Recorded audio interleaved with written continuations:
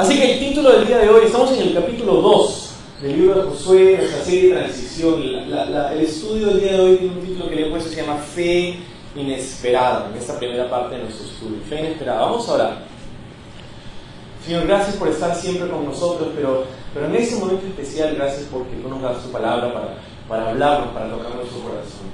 Señor, de repente podemos venir con cargas, podemos venir con preocupaciones, con distracción, incluso con pecados, Señor, pero estamos aquí y no queremos desaprovechar esta oportunidad para pedirte que tengas una conexión especial con nosotros a través de tu palabra, que al leer podamos entender y asimilar las verdades que tú quieres compartirnos en este día.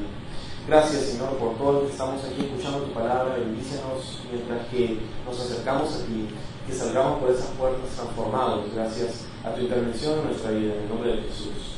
Amén. Amén. Bueno, en esta parte de nuestro estudio temprano en el libro de Josué, en el capítulo 2, estamos recordando que el libro de Josué no solamente es un libro histórico. Ciertamente es un libro histórico que nos cuenta lo que sucedió con el pueblo de Israel mientras que salió de Egipto, guiado por Moisés, y pasó hacia la tierra prometida. Ahora ese interín fue un poquito largo, fueron 40 años que pasaron en el desierto antes de entrar a la tierra prometida. Toda una generación pereció allí en el desierto y fue sino hasta la muerte de Moisés con un nuevo hombre que Dios había escogido, se llamaba Josué.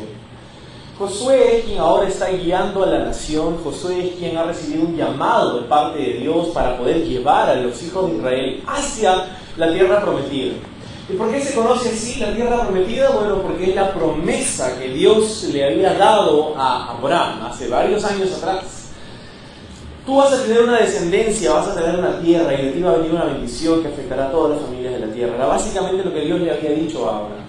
Y Dios estaba en el negocio de poder cumplir su palabra, cumplir su promesa. Y sin embargo habían pasado varios siglos y aún estaban lejos de la tierra prometida. Bueno, ahora en el libro de Josué es como Dios comienza a cumplir esa parte de su palabra. Y no era necesariamente porque Dios había retrasado todo esto que había sucedido, sino que muchas cosas que pasaron con el pueblo, que dejaron al pueblo de Israel en ese lugar desértico. Y entonces el libro de Josué lo hemos llamado transición porque verdaderamente narra la historia de esa transición, de pasar de una vida desértica, nómada, a entrar a la tierra prometida, a esa tierra que Dios le había dado al pueblo en forma de promesa, al pueblo de Israel, a los hijos de Abraham. Y entonces narra esta transición, este cambio, y no solamente este libro, pues se decía, es histórico, sino que también es simbólico. El libro de Josué es simbólico porque nos narra poderosamente algunas verdades importantísimas del Nuevo Testamento. Para cada doctrina del Nuevo Testamento, para cada enseñanza del Nuevo Testamento, hay una imagen, un tipo, una sombra de esa doctrina en el Antiguo Testamento. Y eso es lo que sucede con el libro de Josué. Josué representa a alguien, la tierra prometida representa algo. Y entonces vamos a ir y venir dentro de estas dos perspectivas mientras estudiamos el libro de Josué, el lado histórico, el lado simbólico. Espero que enriquezca nuestro caminar con el Señor mientras así lo hacemos. Entonces estamos en el capítulo 2, dice el versículo 1: Josué, hijo de Nun, envió desde Sittim 2 espías secretamente, diciéndoles: andad, reconoced la tierra y a Jericó. Y ellos fueron y entraron en la casa de una ramera que se llamaba Rahab, y posaron allí. ¿Ok? Entonces, estamos en el punto en donde el pueblo está ya listo para entrar a la tierra prometida. La primera de estas ciudades que conquistarían sería la ciudad de Jericó.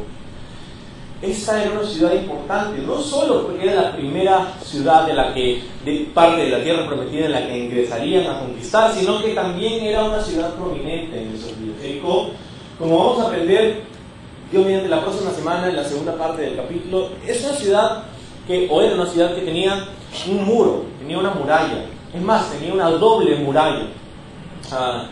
Y era una ciudad como una fortaleza, era considerada impenetrable. Entonces el hecho de que estaban allí estos nómadas del desierto, los hijos de Israel, para entrar a la tierra prometida y tener la osadía de conquistar la fortaleza, la ciudad completamente fortificada de Jericó, era una hazaña, imposible, pues. Imposible. Lo bueno es que tenemos un Dios que Bueno, nada le es imposible. Que lo imposible le es posible a Él, ¿no? Entonces, aquí tenemos este pueblo, está listo. Y en el capítulo 1, en el que estábamos hace un par de semanas, lo que ha acontecido es que Josué ha confirmado su llamado y ha comenzado a hablar con el pueblo. Dios le ha indicado que es el momento de comenzar a entrar a la tierra prometida, y ahora ha conversado con el pueblo y les ha dicho: prepárense, porque en 3 días vamos a entrar, en 3 días vamos a recibir una nueva vida, en 3 días vamos a vivir en un nuevo sitio, en 3 días vamos a ver la mano de Dios, prepárense. Y es curioso, te decía hace un par de semanas, porque todo es altamente simbólico, ¿no?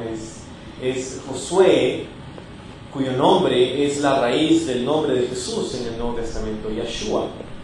Y Josué representa en muchas formas a Jesús, y la tierra prometida representa la vida plena, abundante que podemos tener hoy gracias a Jesús. La tierra prometida no es un símbolo del cielo, es un símbolo de la vida aquí en la tierra que Dios quiere darnos ahora, en el mérito y el favor de Jesús. Y no es un símbolo del cielo, porque en el cielo no hay peleas, no hay guerras, no hay muerte, no hay lágrimas, no hay lucha. En el cielo hay puro gozo, puro gozo en la presencia de Dios. Entonces, mucha simbología aquí. Sin embargo, ¿qué hace Josué? Dice: bueno, vamos a entrar 3 días, en 3 días, algo más sucedió en 3 días, ¿te acuerdas? En 3 días en el Evangelio, 3 días Jesús resucita en el tercer día, y es un cambio radical para nosotros el poder tener la vida nueva, la vida eterna, la vida abundante que Él nos había prometido en el Espíritu Santo, mientras que ponemos nuestra fe. Bueno, entonces, aquí vemos en el capítulo 2 que Josué manda espías desde este lugar un poco encubierto que se llama Sittim, que es como una arboleda de acacias, es lo que significa esa palabra. Y entonces están ahí en ese bosque, están como que escondiéndose entre los árboles, y entonces Josué manda a estos espías para chequear, reconocer la tierra, específicamente Jericó. Ahora, no es la primera vez que el pueblo de Israel va a mandar espías para reconocer la tierra prometida.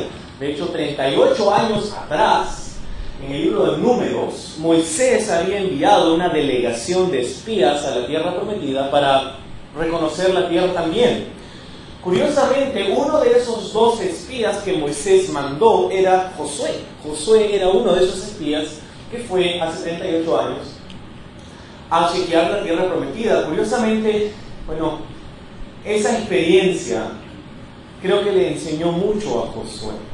Esa experiencia de visitar la tierra y de ser espía y de regresar y contar el reporte y todo, creo que le enseñó varias cosas a Josué. Cosas que creo son importantes que nosotros aprendamos. Básicamente, 3 cosas puntuales. La primera es que creo que Josué aprendió en ese momento que confiar en Dios no es quedarse con los brazos cruzados. Confiar en Dios no es quedarse con los brazos cruzados. ¿Por qué? Porque, bueno, ¿qué hacía Josué mandando espías, no? Si se supone que Dios iba a hacer todo, si se supone que Dios les iba a dar la tierra prometida, ¿por qué Josué tendría que mandar espías? Algunas personas podrían decir: ay, que Josué no estaba confiando en Dios, pues. Porque ¿por qué va a hacer todo este plan y diseñar esta estrategia de ataque y mandar espías para reconocer la tierra? ¿No estaba confiando en Dios acaso? La cosa es que confiar en Dios no es quedarse con los brazos cruzados tampoco. Confiar en Dios es reconocer que Dios te ha dado recursos y oportunidades y usarlas para extender sus propósitos y hacer su voluntad. Confiar en Dios no es quedarse sentado con los brazos cruzados a ver qué es lo que Dios hace. No necesariamente es eso. Confiar en Dios es poder actuar en fe, en completa confianza de que Dios va a hacer lo que solo Él puede hacer, pero nosotros también tenemos que hacer lo que nosotros tenemos que hacer. Entonces Josué es el líder, él es el comandante del ejército, y lo que hace, él no va a mandar a su ejército a las ciegas para que se mueran todos ahí en Jericó. Él sabe que parte de su responsabilidad es tener un plan de ataque. Y entonces envía espías. ¿No está confiando en Dios? No, sí está confiando en Dios. Está confiando plenamente en Dios, pero él sabe que confiar en Dios es es ser activo, es ser sabio, es actuar considerando sabiamente las cosas que Dios pone delante de nosotros. Dios quiere que conquistemos esta tierra, sí, eso es lo que nos ha dicho, sí. Dios dice que va a ser por Él y por su gracia, sí, pero vamos a ver nosotros cómo lo hacemos. Entonces, observa lo que ha hecho Josué en este punto. Número 1, ha hablado con el pueblo y les ha dicho que preparen comida. Eso está en el capítulo anterior. Que preparen comida. ¿Por qué tendrían que preparar comida? Porque iban a tener hambre. Porque iban a estar peleando, porque los soldados iban a estar haciendo guerra y cuando regresaban tenían que comer. Entonces tenían que preparar comida. Ah, pero Dios va a proveer el maná. Sí, Dios puede proveer el maná, pero tú también tienes que salir a cosecharlo y cocinar. ¿No? Dios nos va a mandar delivery, ¿no? Ya, puede ser, pero Dios te ha dado manos para que cocines, ¿no? Y ha provisto recursos para que hagas. Entonces Josué le dice al pueblo, vayan y preparen comida para de aquí en 3 días. Lo segundo que hace es que en el capítulo 1 es que habla con esas 2 tribus y media, ¿te acuerdas? Que estaban al este del río Jordán, Rubén, Gad y la media tribu de Manasés. Ellos se habían establecido al este del río Jordán en una tierra que no era parte del territorio prometido a Abraham, pero había sido una concesión. Bueno, tú sabes que siempre que hay concesiones en la fe hay problemas, ¿no? Entonces Josué tenía que asegurar, esos problemas los vamos a ver más adelante, pero Josué tenía que asegurarse de que no solamente había comida para los soldados y para el pueblo, sino que también tenía que asegurarse de que tenía la mayor cantidad de soldados posibles. Entonces habla con esas 2 tribus y media y les dice, oye, ¿te acuerdas que cuando estábamos Moisés acá, tú les dijiste que ibas a mandar a tus soldados para pelear con nosotros? ¿No? Y ellos dicen, ¿verdad? Sí, es cierto, tienes razón, vamos a mandar a nuestros soldados y vamos a cumplir nuestra palabra. Entonces estaba asegurándose de tener la mayor cantidad de soldados posibles para hacer esta guerra. Estaba asegurándose de que había comida y ahora estaba asegurándose de que no estaba entrando a ciegas. Ahora mandó espías para que reconozcan la tierra, para que chequeen sus puntos vulnerables, para que vean cómo era la infraestructura, cómo funcionaba la ciudad, qué horarios tenían las puertas de la ciudad, cómo se abrían, cómo se cerraban. Una estrategia militar. ¿Y sabes? Así es con nosotros. No porque caminamos con Dios y caminamos en la fe, quiere decir que caminamos a tientas o a ciegas, o que seguir a Dios es bueno, pues no sé qué va a pasar. No es así. No es necesariamente así. Y en ese ejemplo encontramos que confiar en Dios pues es actuar como si todo dependiera de nosotros, sabiendo que todo siempre depende enteramente de Él. Hacer nuestra parte como si todo dependiera de nosotros, sabiendo que todo depende de Él. Entonces, estoy confiando en Dios, por eso estoy estudiando. Estoy confiando en Dios, por eso estoy trabajando. Estoy confiando en Dios, por eso estoy sirviendo. Estoy confiando en Dios, por eso estoy haciendo estas cosas activamente, porque estoy confiando en Dios. Jesús explicó algo así cuando se trataba de ser un seguidor de Jesús, de Él. Y un par de veces les explicó a sus discípulos que ser un discípulo, valga la redundancia, es algo que cuesta. ¿No? Le costó todo. Sus discípulos también tenían que dejar todo y era un costo que tenían que asimilar, que tenían que calcular. En una parábola en el Nuevo Testamento Jesús decía, nadie construye una torre, nadie manda una guerra sin antes calcular el costo, sin antes saber que la puede terminar, sin antes saber que puede por lo menos tener una chance de ganar, ¿no? Y esta parábola es una referencia a la vida de fe.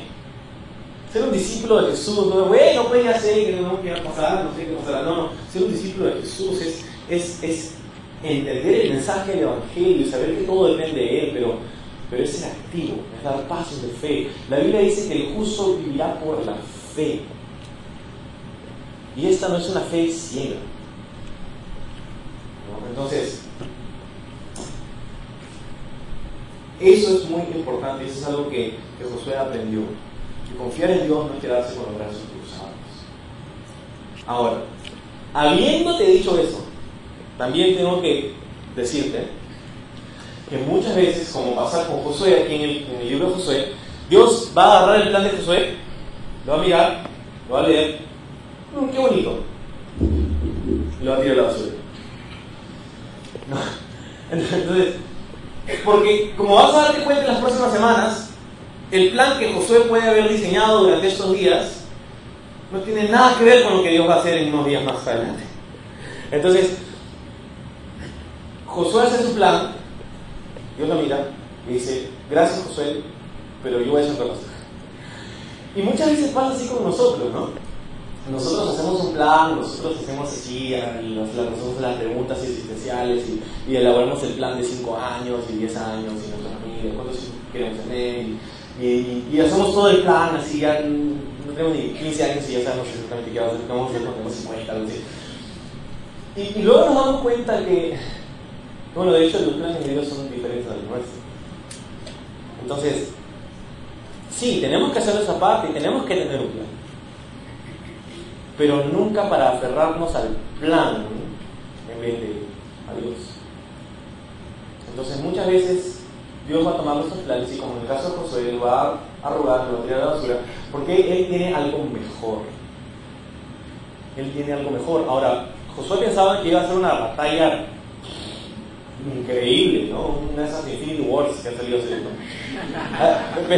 Pero Dios va a tener un plan diferente. Dios va a hacer algo distinto, ¿no? Y entonces muchas veces Dios va a ser así con nosotros también.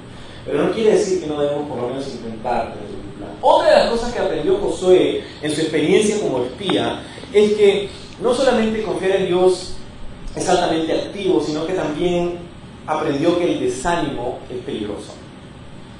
Aprendió que el desánimo es peligroso, que específicamente que el desánimo puede llevarte al desierto. Porque ¿qué pasó 38 años atrás con esa primera delegación? Bueno, eran 12 personas que fueron y llegaron a la tierra. Cuando los 12 regresaron, 10 de ellos, o sea, la abrumante mayoría, regresó con un reporte negativo, con un reporte de temor: hay gigantes en la tierra y nosotros somos como grillos a su costado y nos van a aplastar como cucarachas y no vamos a poder estar seguros porque dicen que Dios ha mandado a hacer esto y están aterrados de lo que habían visto en la tierra, porque solamente 2 de ellos, Josué y Caleb, regresaron con un reporte positivo. Sí, es cierto que hay gigantes, es cierto que hay dificultades, es cierto que hay cosas que vamos a tener que enfrentar, pero Dios está con nosotros y Dios nos ha prometido esta tierra, entonces vamos. Pero el problema es que el pueblo escuchó la voz del desánimo y directa e indirectamente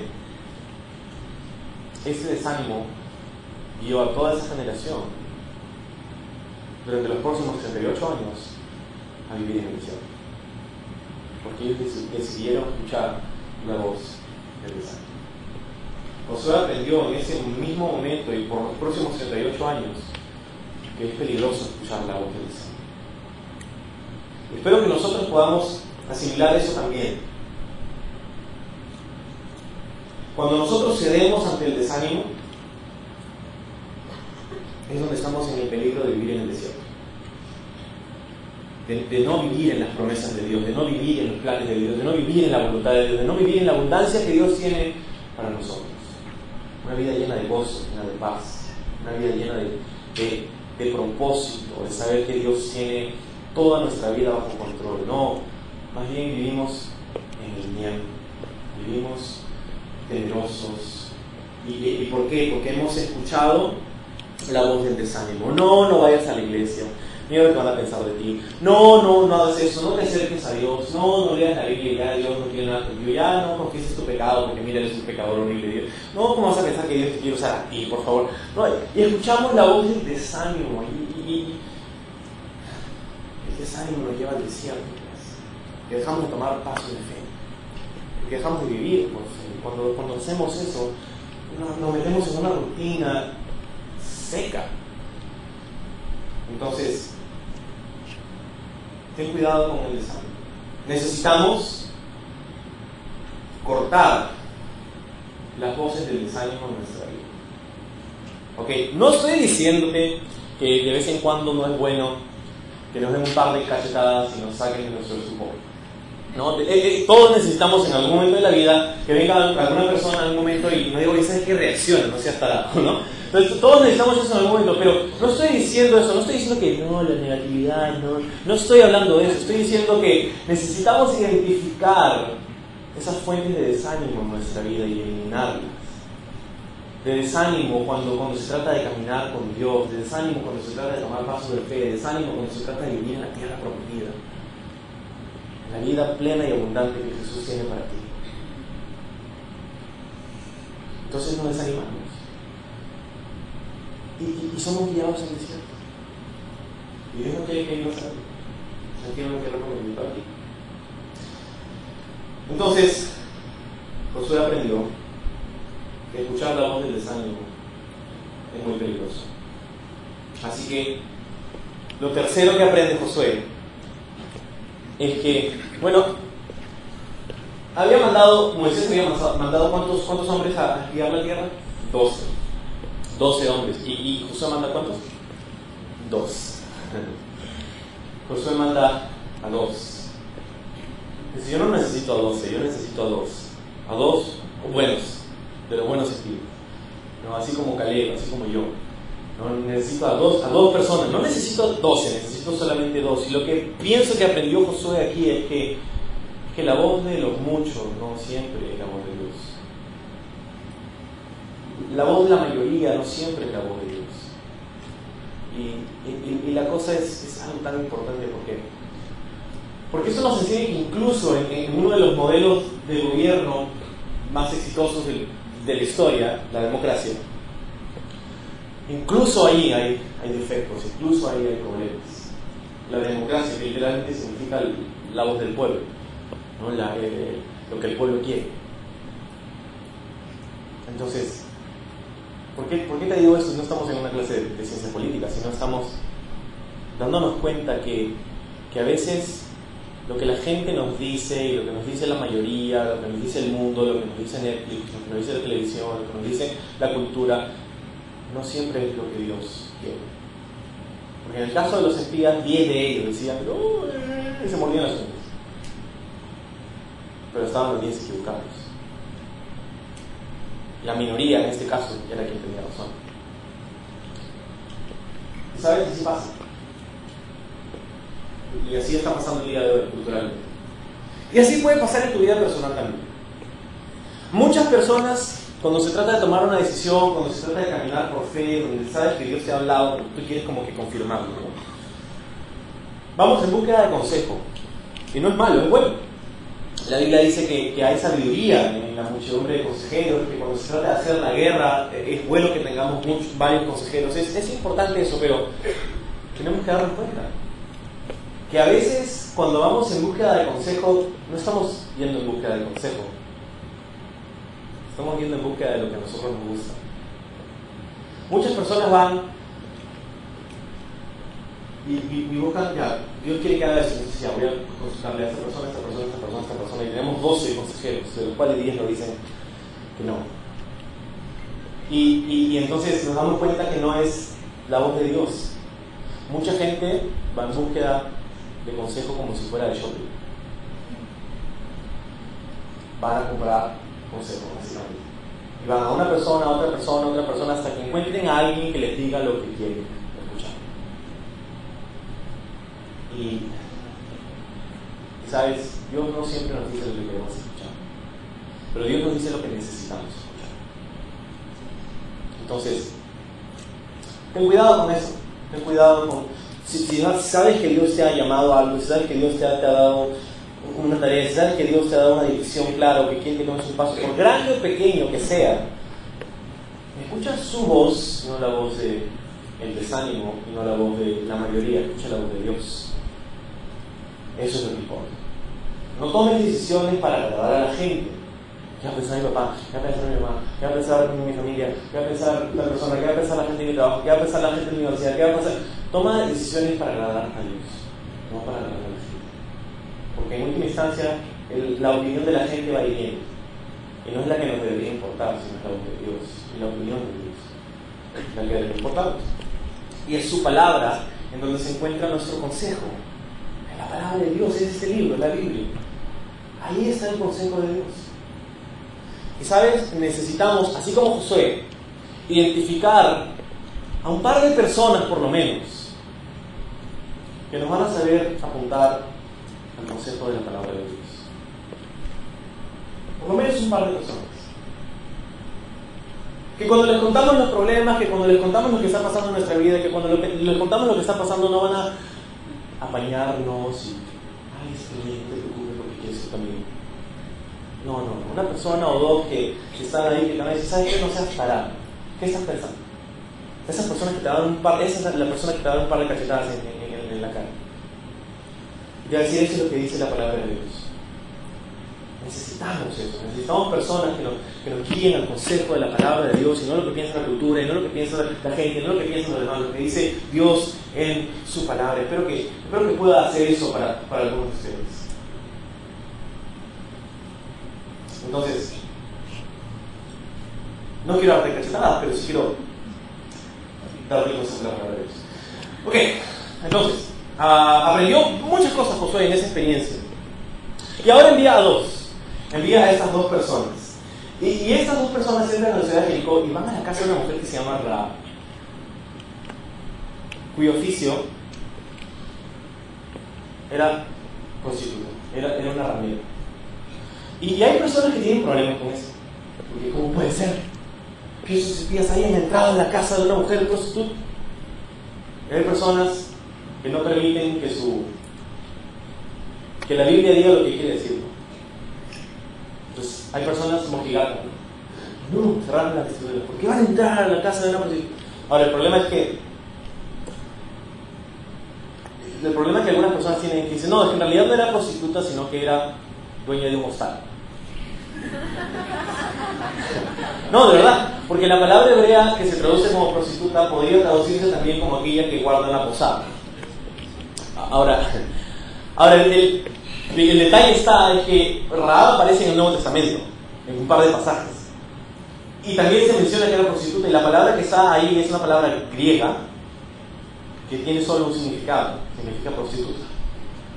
Entonces, la Biblia nos enseña claramente que ese era su oficio, era una mujer inmoral. Ella vivía, según lo vamos a ver más adelante, en el muro de la ciudad de Jericó, en el muro. O sea, y a veces dicen, ¿cómo que vivía en el muro? Es que esa muralla era tan grande que ya sea adyacente al muro o sobre el muro podías construir edificaciones, casas. Este año, cuando tuve la oportunidad este año de visitar Israel, una de las cosas más chéveres que puedes hacer cuando estás en Jerusalén específicamente es caminar sobre los muros de la antigua ciudad.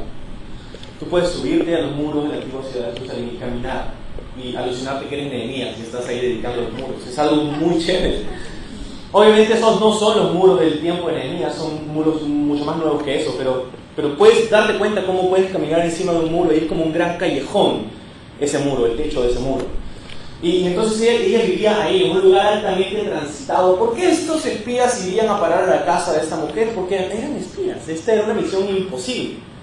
O sea, estaban entrando ahí porque ellos estaban diciendo vamos a espiar la tierra, pero mira lo que está en juego. Sus vidas están en juego.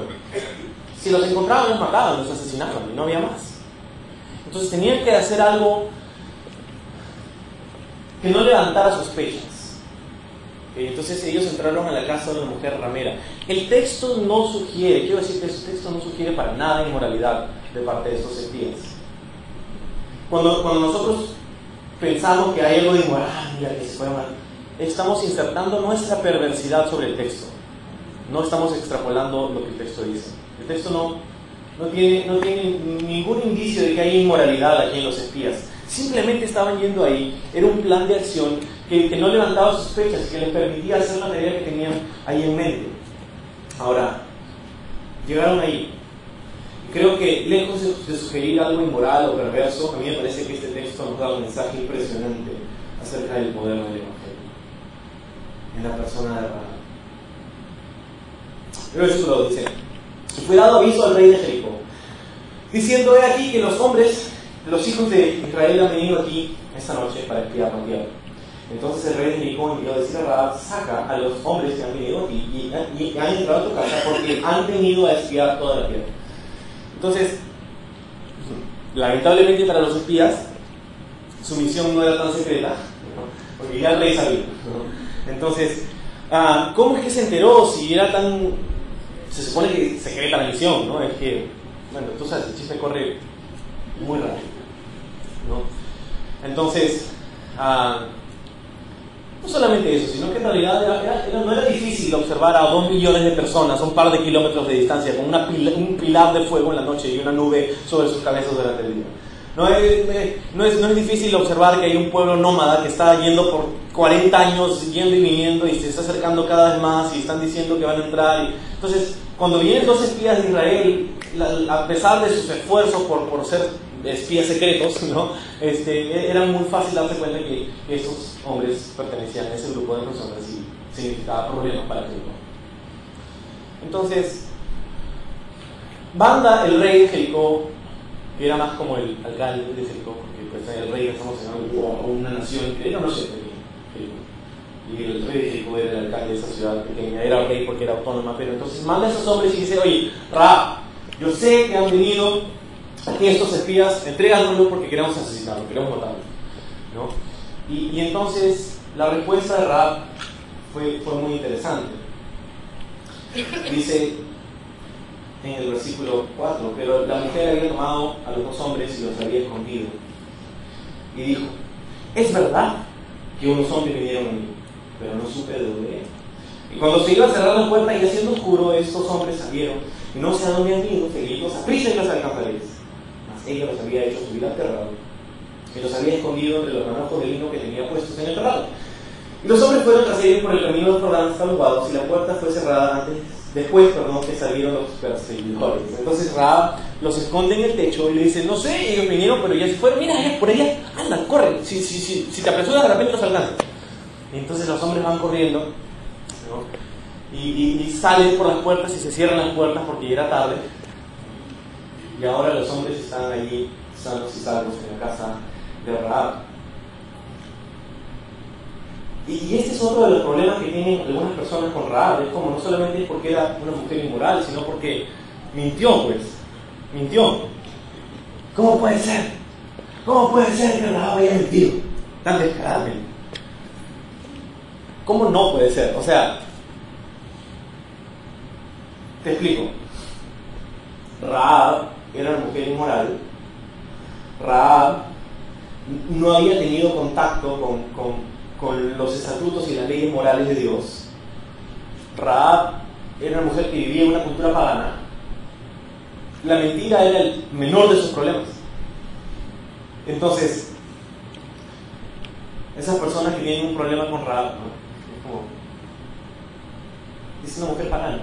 Obviamente va a mentir, es lo que ella sabe, lo que ella conoce. No es que la Biblia está dando su sello de aprobación sobre la mentira. La Biblia solamente está contando una historia, es como un periódico. Tú no demandas a la editorial de un periódico por contarte las noticias. Han habido violaciones y voy a denunciarlo porque han habido violaciones. Al periódico los vamos a denunciar. Los periódicos solamente te cuentan historia. No están dándote su sello de aprobación sobre esa historia. En los canales de televisión te sale, ¿no? A veces esta propaganda es contratada y los puntos de vista expresados en el siguiente programa no reflejan las, ¿no? Entonces, Rahab mintió.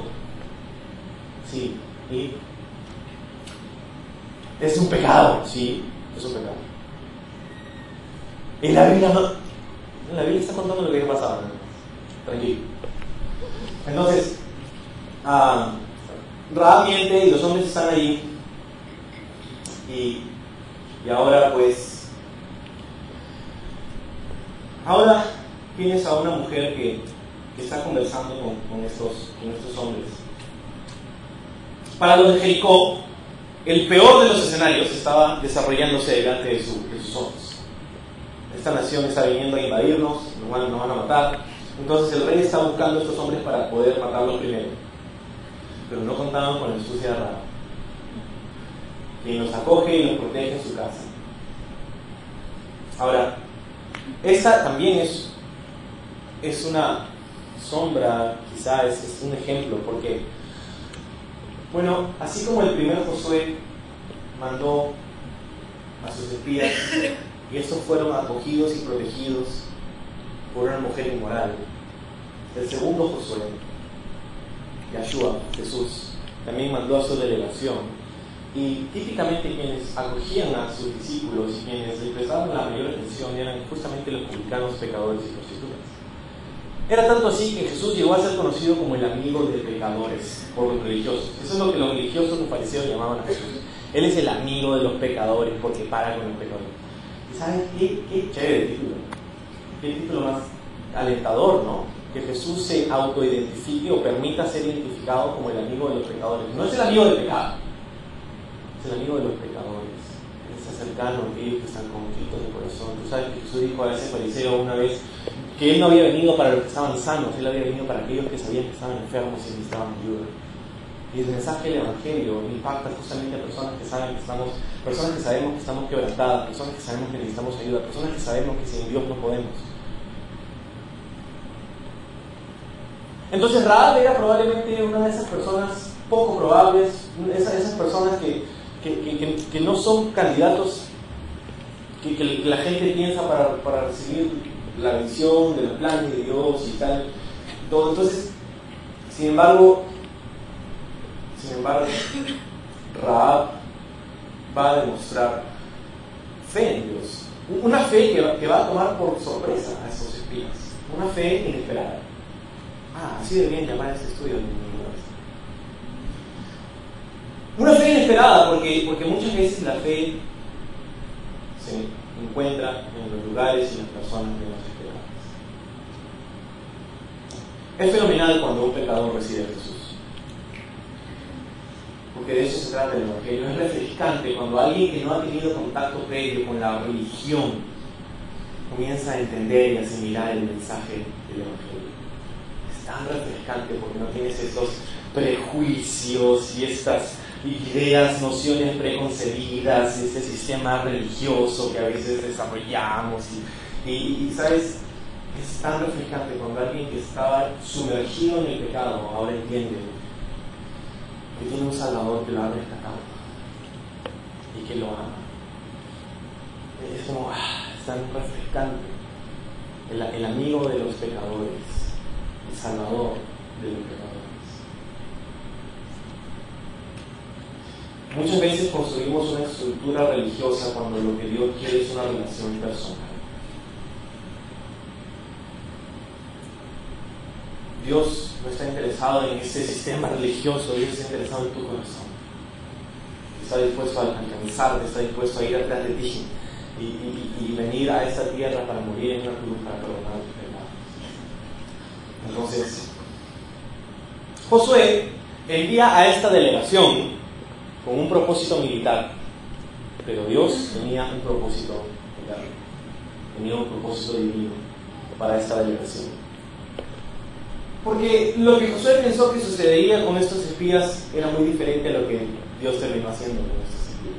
Ellos pensaban que estaban ahí para diseñar una estrategia de ataque militar, cuando en realidad estaban ahí solamente para compartir con una persona, con una mujer, para presentarle al Dios de Israel a Rahab.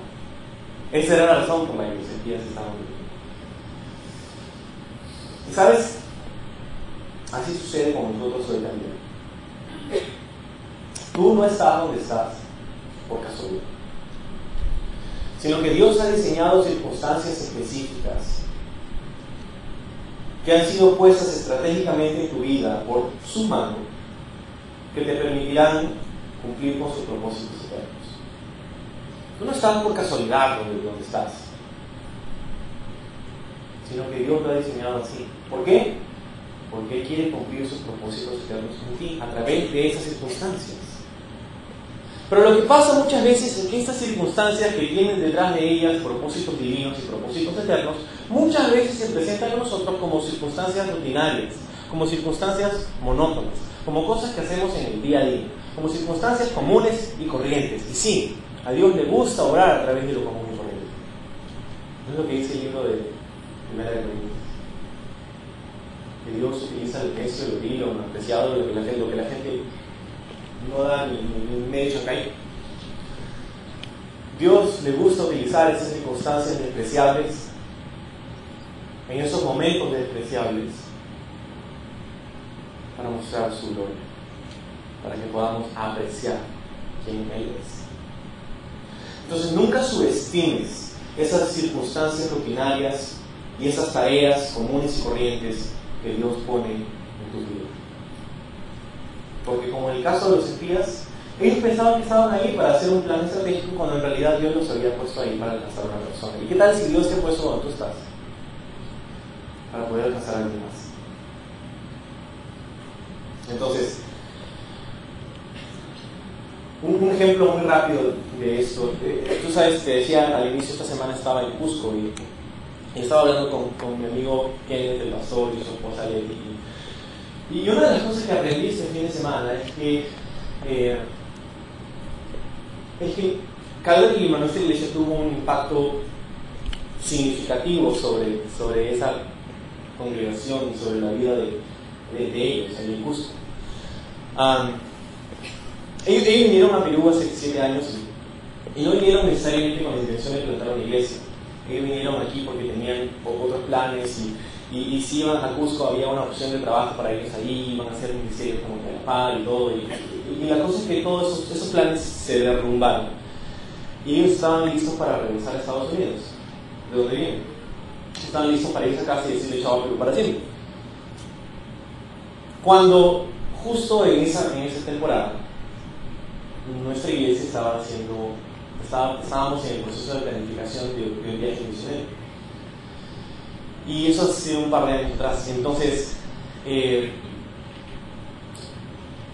yo le escribí a Kenneth, le mandé un mensaje, un correo, no me acuerdo, y le dije, oye, sé que están empezando un estudio bíblico, una plantación de iglesia ahí en Cusco, y tenemos un grupo misionero en nuestra iglesia que está dispuesto a ir y ayudar y servir como sea necesario, ¿te interesa? Y eso, ese domingo pasado, es algo que Kenneth contó desde el tiempo de su enseñanza en la iglesia, en Cusco, y dijo que ese mensaje, ese correo y ese grupo misionero fueron en gran parte quienes ayudaron a empezar esta congregación. Sin saberlo, entonces hemos sido cómplices de una plantación de una nueva iglesia en Cusco. Y nosotros estábamos haciendo solamente lo que pensábamos que Dios nos estaba guiando a hacer, un viaje misionero, es algo que vamos a planificar y hacer, pero te das cuenta que Dios a veces tiene otros planes. Ellos, la familia de Uyey, estaban listos para irse. Pero gracias a ese viaje misionero y gracias a esas personas que estuvieron esta semana, ahí una semana en Cusco, hace varios años, ellos decidieron quedarse. Y el día de hoy hay una linda congregación que está ahí y que está compartiendo la palabra de Dios a estas personas en Cusco y está creciendo y está moviéndose, y hay vida y es wow. Lo que quiero decirte es que nunca debemos pues subestimar esas oportunidades que Dios pone delante de ti, porque no sabes cuáles son los propósitos que Dios tiene detrás de esas cosas monótonas, esas cosas rutinarias con las que a veces tenemos que lidiar. Pero entonces, la astucia de esta mujer funcionó, preservó la vida de estos espías. Entonces, sin embargo, creo que Rahab fue mucho más lejos de lo que se esperaba de él, ¿no? O sea, era muy fácil para Rahab decir, bueno, ya pues, ¿yo qué tengo que ver con esos espías? Que se vayan, no sé, que acá están y suban, llévenlos a la cárcel, hagan con ellos lo que quieran. Rahab no tenía por qué involucrarse. Pero al hacerlo, mira lo que pasa. Al hacerlo, estaba pronunciando una sentencia de muerte sobre su propia vida, sobre su cabeza. ¿Por qué? Porque literalmente estaba cometiendo traición a la patria. Estaba ayudando a espías, básicamente para ellos, desde su perspectiva, terroristas. Pero los ayuda. Y no tiene que hacerlo, pero ¿por qué lo hace? Es la gran pregunta. ¿Por qué hace esto Rahab? Bueno, nos damos cuenta por qué en el versículo 8 en adelante dice, antes que ellos durmiesen, ella se hubiera aterrado y les dijo, presta atención a sus palabras, dice, sé que Jehová os ha dado esta tierra.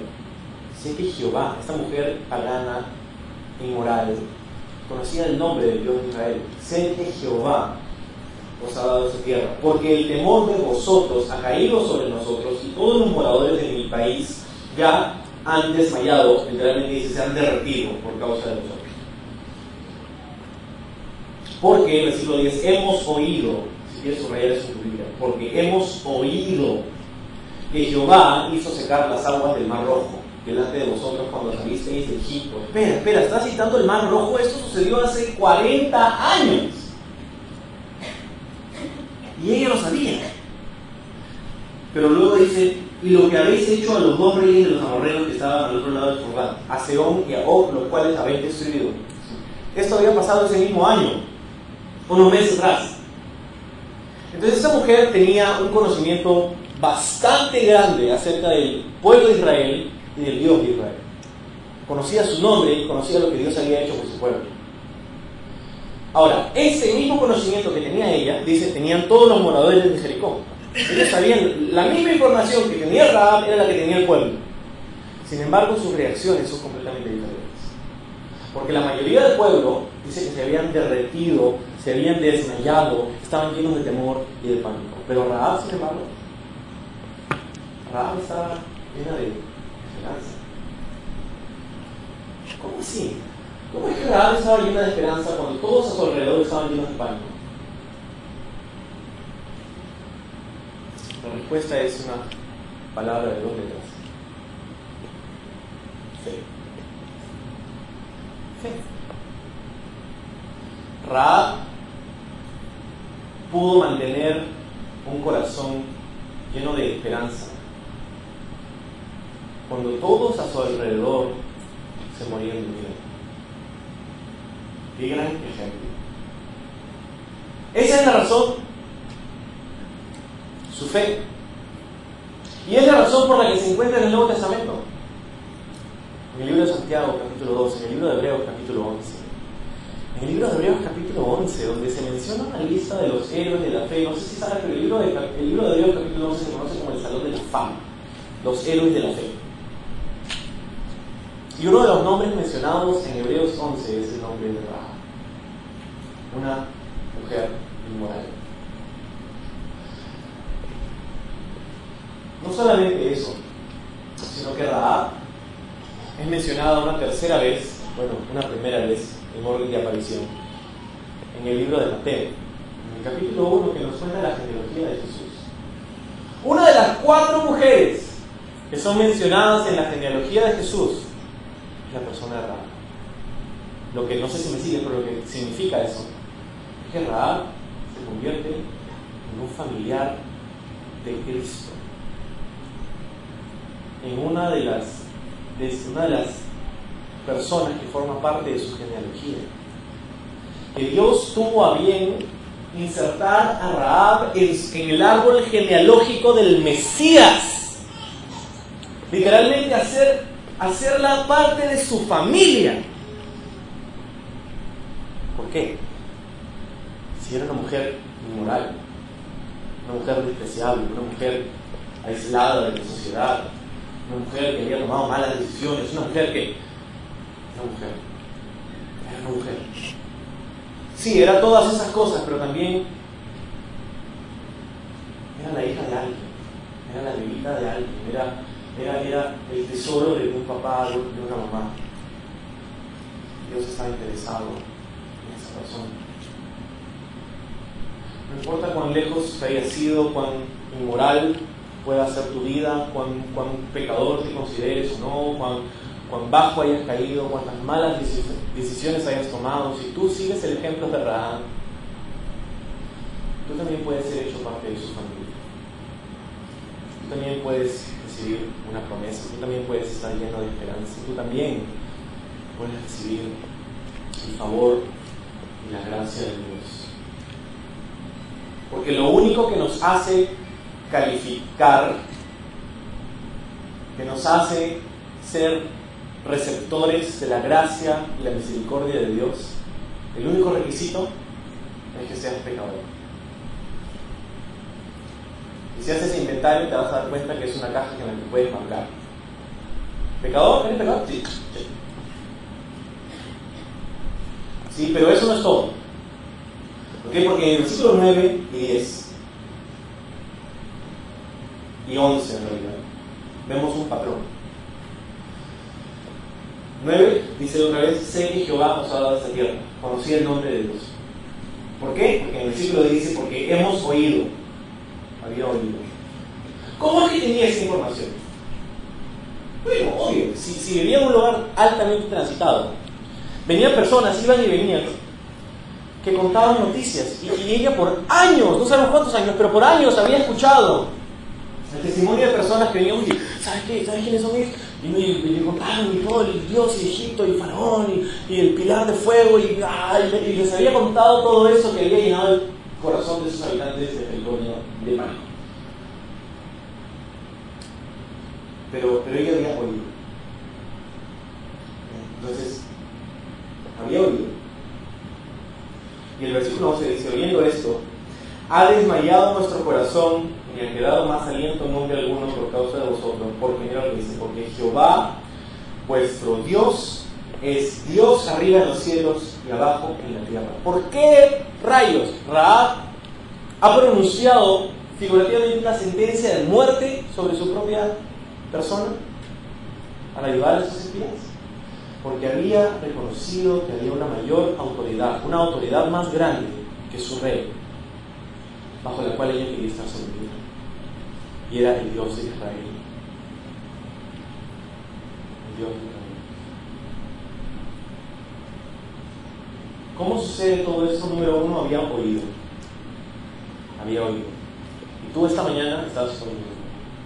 Pero número dos, Rahab había creído. Dice ahí: Dios es Dios arriba en los cielos y abajo en la tierra. Su nombre es Jehová. Había creído. Número 3, había confesado. Nosotros no sabríamos acerca de la fe de Rahab, a no ser que nos había contado con sus propias palabras. Había confesado con su boca lo que había creído con su corazón. Y según el libro de Romanos, ella es salva. Tiene una fe salvadora. Había oído, había creído, había confesado. Si tú vas a seguir el ejemplo de Rahab, esas son las cosas que necesitamos seguir: oír el consejo de la palabra de Dios, creer el consejo de la palabra de Dios y confesar nuestra fe en Él, confesar nuestro pecado a Él, venir a Él. Esas historias habían tocado su corazón. Mientras el resto de los habitantes estaba aterrado, ella había encontrado esperanza en el Dios de Israel. ¿Cómo es que encontró esperanza en el Dios de Israel si estaban a punto de ser conquistados por ellos? Bueno, porque había escuchado que era un Dios, Jehová, era un Dios de esclavos. ¿No era eso lo que eran los hijos de Israel en Egipto? Era un Dios de esclavos, un Dios que dio libertad al oprimido, un Dios que le dio esperanza a alguien que estaba bajo la opresión del mundo, alguien que le dio una nueva vida, alguien que parecía estar sin esperanza. Estas historias, yo creo, resonaron en su corazón, porque si Dios pudo hacer con los hijos de Israel lo que hizo con ellos, quizá pueda hacer conmigo lo mismo. Quizá pueda hacer conmigo lo que hizo conmigo. Quizá puede darme a mí esperanza, puede darme a mí libertad, puede darme a mí una nueva vida. Lo que significa, dicho sea de paso, que Rahab estaba hastiada de su vida inmoral. Estoy lista para dejar ese estilo de vida y venir a la familia de Dios. Y así es que Rahab aparece en Mateo capítulo 1, Hebreos capítulo 11, Santiago capítulo 2 como un ejemplo de fe. Y tú puedes seguir ese ejemplo de fe. Vamos a ver.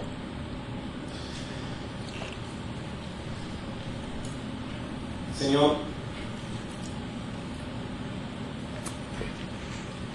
qué gran ejemplo el de Rahab. Una fe inesperada, una fe que no pensábamos que íbamos a encontrar. Pero justo como Rahab, de repente, ciertamente muchos de nosotros hemos hallado esperanza bajo el Dios de Israel, bajo Jehová de los ejércitos. Muchos de nosotros, como Rahab, quizás nos encontrábamos llenos de pecado, viviendo una vida inmoral, y sin embargo, tú tuviste a bien venir a nosotros y darnos tu palabra, y escuchamos de ti, y alguien vino a nosotros. Quizás no fueron espías, pero fueron algunas personas que tú enviaste para compartir con nosotros el mensaje de Dios. Y así como lo hiciste en nuestra vida, en algunos de nosotros que estamos aquí, de repente también lo estás haciendo hoy para alguien más. Y de repente tú estás aquí escuchando el estudio de la palabra de Dios. Estás aquí porque alguien te ayudó, porque alguien te habló, porque alguien te presentó a Jehová, al Dios de Israel. Y por eso estás aquí. Así como Rahab, tú puedes ser hecho parte de la familia de Dios. ¿Sabes cómo? Es muy sencillo. Siguiendo el ejemplo de Rahab. Que yo confesó.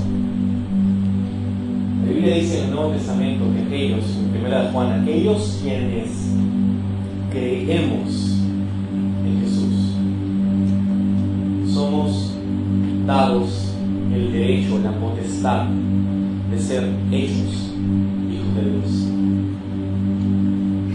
Si tú pones tu fe en Jesús como tu único Señor y Salvador, si tú pones tu fe en Jesús como el amigo de pecadores, como aquel que quiere tu corazón, como aquel que quiere no un sistema religioso de ti, pero una relación personal contigo,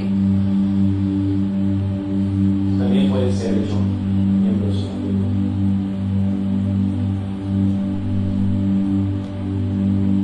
Y si deseas hacer eso en este momento, solamente tienes que declarar, así como Rahab, públicamente tu deseo de ser miembro de su familia y de poner tu fe. ¿Hay alguien que desea hacer eso esta mañana? ¿Podrías levantar tu mano ahí donde están para hacerme saber y orar juntos hoy? ¿Hay alguien que desea hacer eso? Sin rush. 1, 2. Vamos. El resto de nosotros cerramos nuestros ojos, no te preocupes. ¿Hay alguien que desea, como Rahab, dejar ese estilo de vida, dejar esa inmoralidad que prometía recompensas, pero solo daba más depresión, más dolor de cabeza, más problemas? ¿Deseas hacer de Jesús el Señor de tu vida? ¿Podrías levantar tu mano y hacerme saber? ¿Alguien más?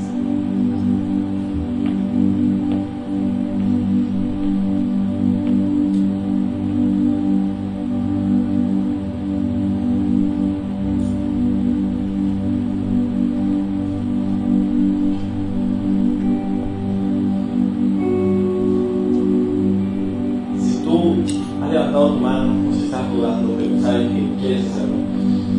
Si has levantado tu mano, estás en ese proceso de decisión, quiero ayudarte. Y en este momento quiero orar por ti. Queremos juntos orar por ti también. No vamos a hacerte rush ni nada por el estilo, pero queremos quizá darte ese aliento que necesitas para seguir a Jesús.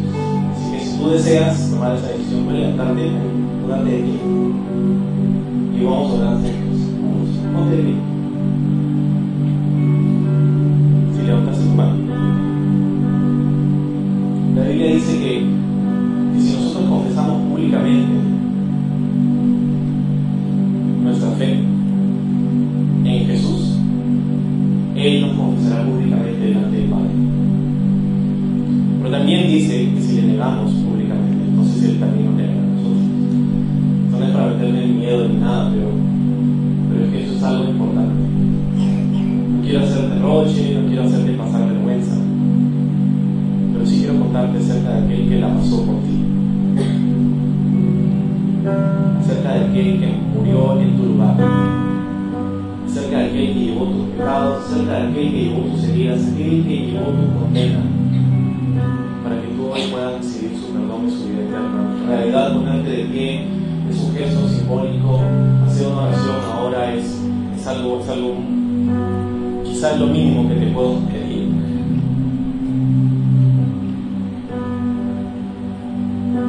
Vamos, si has levantado tu mano, ponte de pie ahora. No esperemos.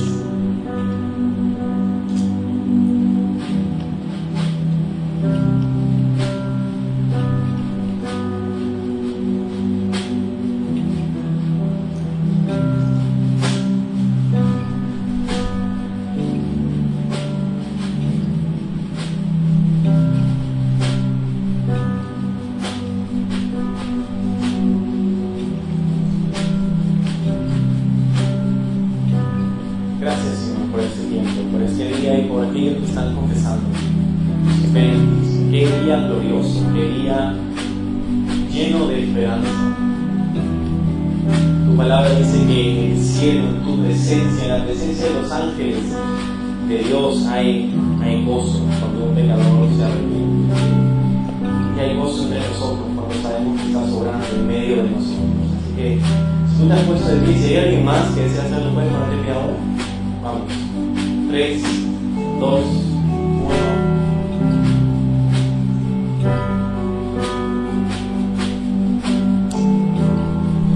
Como aquellos que están de aquí, pueden repetir en voz alta. Y el resto de nosotros vamos a repetir contigo en voz alta. Y decirle: Señor Jesús.